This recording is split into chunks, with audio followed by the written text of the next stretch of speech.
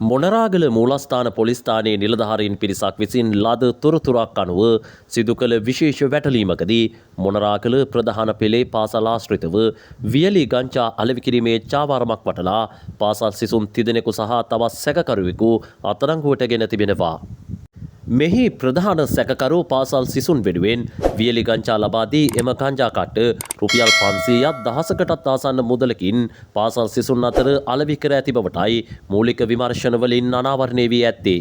අත්අඩංගුවටගත් පාසල් සිසුන් 9, 11 සහ 12 ශ්‍රේණිවල අධ්‍යාපනය ලබන සිසුන් වන අතර එහි ප්‍රධාන සැකකරු මොනරාගල ප්‍රදේශයේම පදිංචි වයස අවුරුදු 20ක පුද්ගලයෙකු බවටයි තොරතුරු අනාවරණය වී ඇත්තේ. සැකකාර පාසල් සිසුන් සන්තකයේ තිබී පිළිවෙලින් වියලි ගංජා ග්‍රෑම් 5, ග්‍රෑම් 10 සහ ප්‍රධාන සැකකරු සන්තකයේ තිබී ගංජා ග්‍රෑම් 57කට ආසන්න ප්‍රමාණයක්ද පොලිස් නිලධාරීන් විසින් සොයාගෙන තිබෙනවා.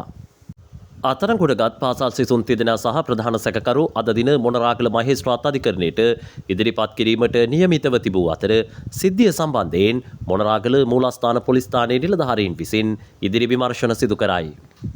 මෙවැනි සිදුවීම් කිහිපයක්ම පසුගිය කාල සීමාව පුරාවටම මොනරාගල දිස්ත්‍රික්කයේ පාසල් ආශ්‍රිතව වාර්තා වූ අතර මෙම තත්ත්වයේ හේතුවෙන් දෙමව්පියන්, වැඩිහිටියන්, ගුරුවරුන් මෙන්ම ප්‍රදේශවාසීන්ද මේ පිළිබඳව නිරන්තර විමසිලිමත් වීම වැදගත් බවටයි බලධාරීන් සඳහන් කර සිටින්නේ.